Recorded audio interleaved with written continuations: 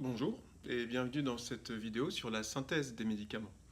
Alors avant de commencer, j'espère que vous avez bien pris de quoi noter, un crayon, du papier, pour pouvoir noter le timing des choses que je vais dire et qui peut-être ne pourront pas être comprises directement. Et comme ça en classe, vous me direz quel était ce moment et moi je pourrai vous donner les explications supplémentaires nécessaires. Alors, dans une vidéo précédente, on a vu que la première méthode dont les humains ont disposé pour faire des médicaments, c'est l'extraction. Ça consiste à récupérer le principe actif là où il se trouve, donc dans une plante le plus souvent. Alors c'est une méthode efficace, mais à condition de disposer de la plante en assez grande quantité. Et sinon, on a une autre solution qui consiste à fabriquer soi-même la molécule qu'il nous faut, qu'elle existe ou pas d'ailleurs dans la nature. Alors comment fait-on ça? Eh bien, on part de molécules simples, faciles à trouver dans la nature et similaires aux différentes parties de la molécule que l'on veut construire. Ensuite, en une ou plusieurs étapes, on amène ces molécules simples à s'assembler de la même manière que dans la molécule que l'on veut construire. Alors évidemment, c'est un travail assez compliqué que de mettre tout ça au point. Au lycée, en seconde, ce qu'on vous demande de comprendre, c'est tout simplement le principe. Et aussi comment, dans les grandes lignes, cette méthode est mise en place. Alors une fois que l'on sait quel réactif prendre, la première étape est finalement assez simple. On fait réagir les molécules de départ en les mélangeant et en les chauffant.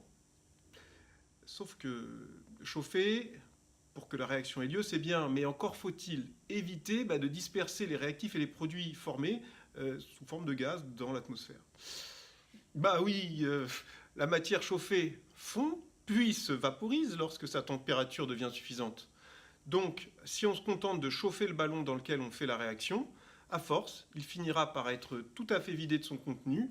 Et ce contenu, d'ailleurs, on le retrouvera éparpillé dans l'air environnant sous forme de gaz. Pour éviter ça, on refroidit les vapeurs créées par le chauffage avant qu'elles ne se mélangent à l'air de la pièce. L'idée, c'est de les faire circuler le long d'une surface froide, à l'intérieur de ce qu'on appelle un réfrigérant. Les vapeurs se condensent et forment à ce moment-là des petites gouttes liquides sur la paroi froide.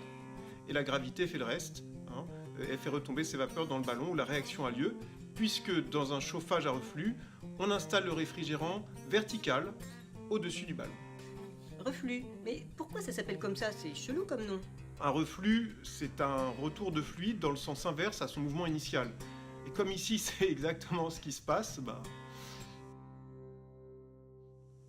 Bref, il ne s'agit que de la première partie de la synthèse d'une espèce chimique, la transformation.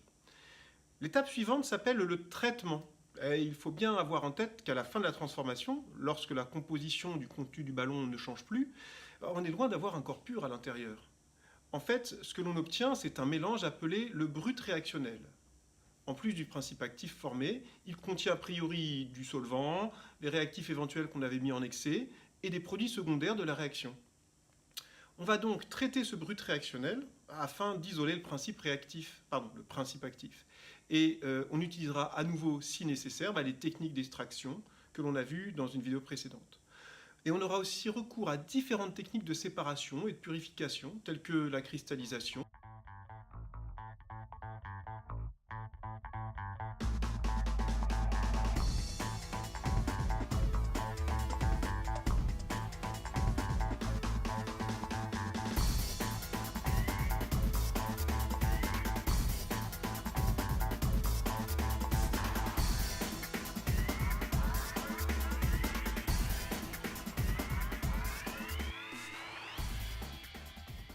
Ou la filtration sous pression réduite.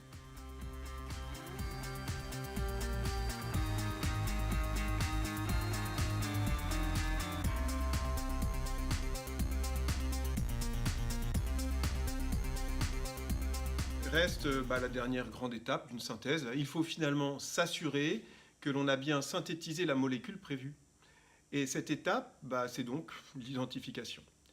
Alors, on fait par exemple une mesure de densité ou de température de fusion, ou on utilise encore d'autres méthodes pour vérifier que l'espèce chimique obtenue se comporte exactement comme celle que l'on attendait. Et l'idéal d'ailleurs consiste à multiplier ces vérifications.